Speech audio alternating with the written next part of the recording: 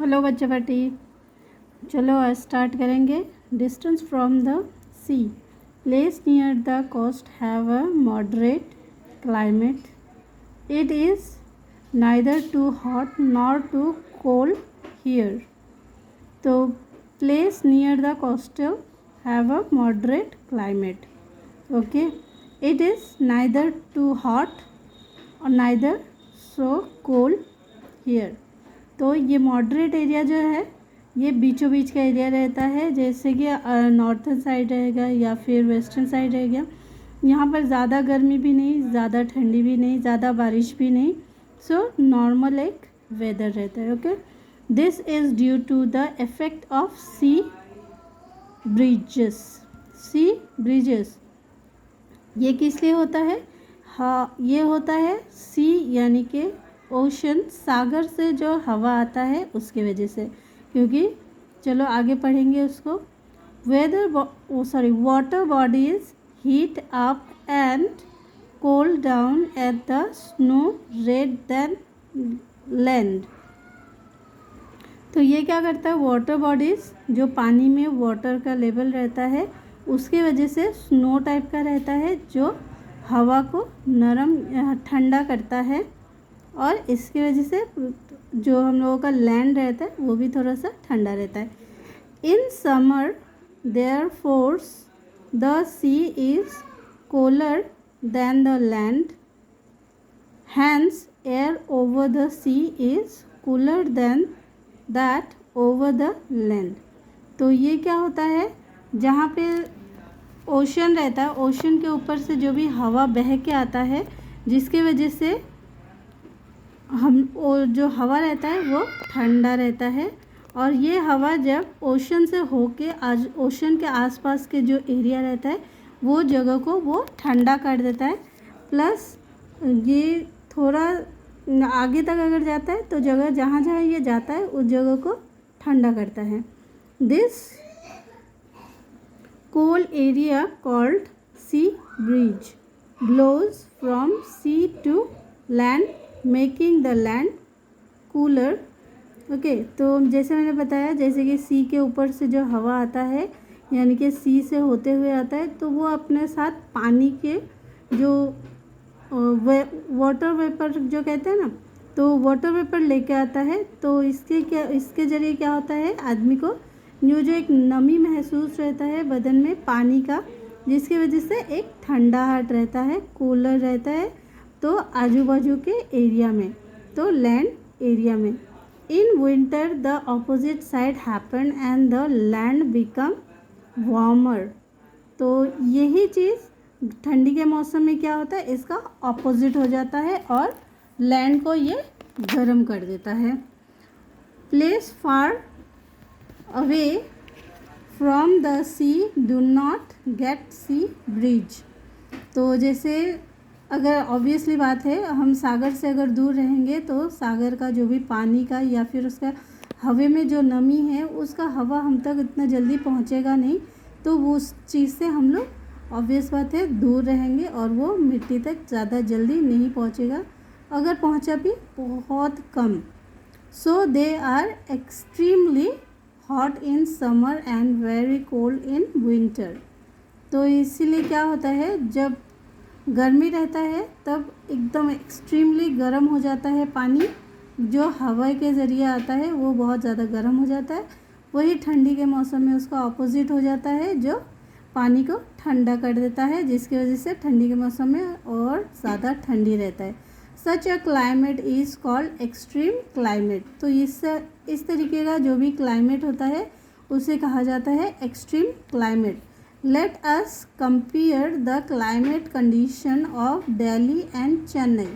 Okay, तो चलो अभी ये कंपेयर करते हैं, कौन सा, दिल्ली का क्लाइमेट और चेन्नई का क्लाइमेट। किस लिए, चेन्नई के जो है आसपास में सी है और दिल्ली के आसपास में सी नहीं है। सो क्या कंपैरिजन है, Chennai is located along the coastal while Delhi is located far away from the coast.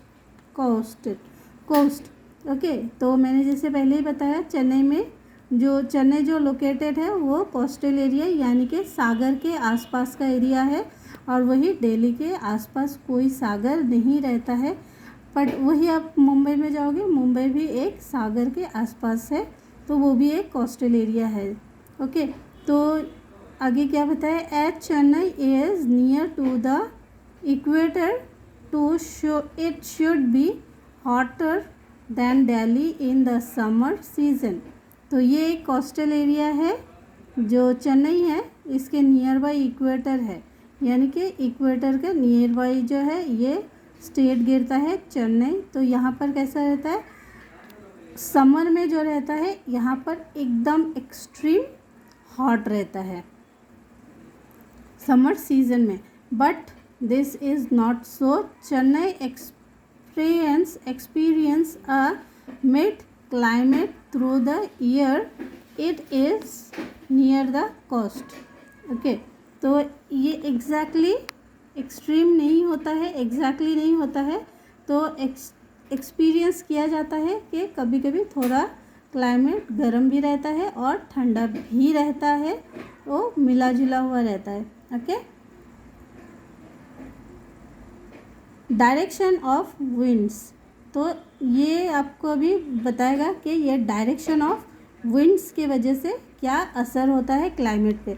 Winds blowing from hot reason increase the temperature of a place, while those blowing from cold region decrease the temperature। तो इसमें क्या बताया गया है, winds blowing from hot region, अगर कोई भी हवा या winds आता है कहाँ से, hot region यानी कि हॉट जगह से, increase the temperature of a place, तो ये जगह का जो है प्लेस हॉट का जो टेम्परेचर है उसको बढ़ा देता है, increase the temperature of the place, तो उस जगह का टेम्परेचर बढ़ा देता है। While those blowing from cold region, अगर ये किसी ठंडे जगह से आ रहा है, डिक्रीज द टेम्परेचर, तो ये क्या करता है, जगह का जो भी टेम्परेचर है उसको घटा देता है। Delhi is hot in summer due to the dry hot winds that blow from Rajasthan, तो दिल्ली में ज़्यादा गर्मी होने का वजह क्या है, वहाँ पर राजस्थान का जो रेगिस्तान है, राजस्थान में जो सैंड जगह है, तो वहाँ पर बहुत ज़्यादा गर्म हवा रहता है, तो वो हवा क्या करता है, ब्लो होता है किस तरफ, दिल्ली की तरफ, तो जिसकी वजह से दिल्ली में in a summer season it was extreme hot, और in winter cold winds from the Himalaya make northern India very cold, और ठंडी के मौसम में जो है हिमालय के तरफ से, यानी कि जो हिमालय में ऑलरेडी आइस रहता है उस साइड से हवा ब्लो होता है, तो यहाँ पर ठंडी के मौसम में एक्सट्रीम ठंडी होता है दिल्ली में। Winds blowing from the sea making the lands close to the sea cold and moist, तो winds blowing from the sea make the land close to the sea cold and moist, तो ये क्या होता है, अगर विंड्स यानी कि हवा चलता है कहाँ से, from sea make the land, यानी कि अगर सागर की तरफ से हवा चलता है तो ये क्या करता है, जगह को मॉइस्ट करता है, यानी कि नमी देता है मिट्टी में, और जो हवे में पानी का नम रहता है। Sometime winds bring clouds with them and causes rainfall, और कभी कभी ऐसा होता है विंड्स यानी कि हवा के साथ जो है पानी का बहुत ज़्यादा प्रभाव होने की वजह से हमारे जो है बारिश भी होता है। तो चलो, मेरा ये डिस्क्रिप्शन आपको कैसा लगा फ़िलहाल आप मुझे कमेंट करके बताना, और अगर आपको कोई भी डाउट अगर समझ में नहीं आया हो, कोई भी लेसन में से कोई भी सेंटेंस, तो आप मुझे कमेंट करो, कमेंट करके मेरे से पूछना बिल्कुल भी मत भूलना, और इसका क्वेश्चन आंसर जैसे कि मैं कोशिश करूँगी जल्द से जल्द आपको अपलोड कर दूँ। ठीक है, चलो, टेक केयर, बाय बाय।